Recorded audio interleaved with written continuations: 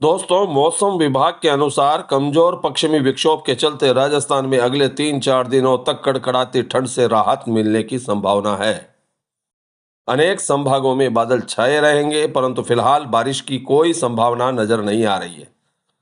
बादलों की हलचल के कारण हवाओं का प्रभाव कम हो जाएगा, जिसके कारण शीतलहर से कांपते संभागों को काफी राहत महसूस होगी।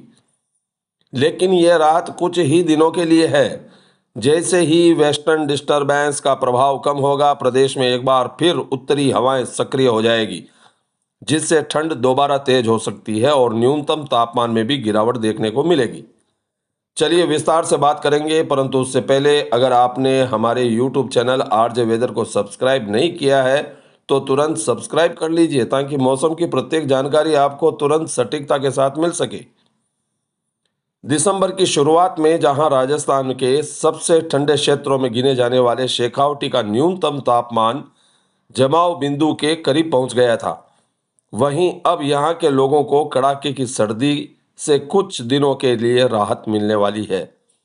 मौसम में आए बदलाव के कारण आगामी 3 से 4 दिनों तक शेखावटी में सर्दी का असर कम रहेगा और न्यूनतम तापमान में भी बढ़ोतरी दर्ज होगी। प्रदेश में एक कमजोर वेस्टर्न डिस्टरबेंस सक्रिय हो चुका है, जिसके चलते आसमान में बादलों की हलचल बनी रहेगी और उत्तरी हवाओं का प्रभाव कम हो जाएगा। हवाओं के रुख बदलने से सुबह और शाम के समय महसूस होने वाली ठिठुरन में भी कमी आएगी। इस वेस्टर्न डिस्टरबेंस के चलते प्रदेश के कई हिस्सों में बादल छाए रहेंगे, लेकिन बारिश की संभावना नगण्य है।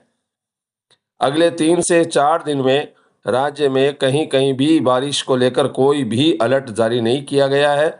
ज्यादातर इलाकों में बादल छाए रहने की संभावना जताई गई है।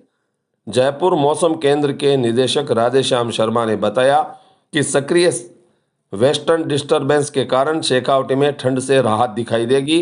न्यूनतम तापमान 4 डिग्री सेल्सियस से अधिक रहने के चलते ठिठुरन में कमी आ जाएगी।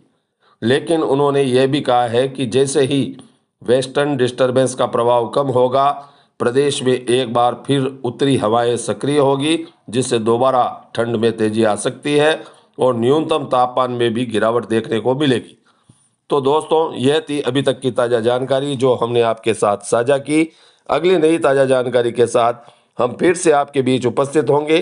तब तक के लिए धन्यवाद।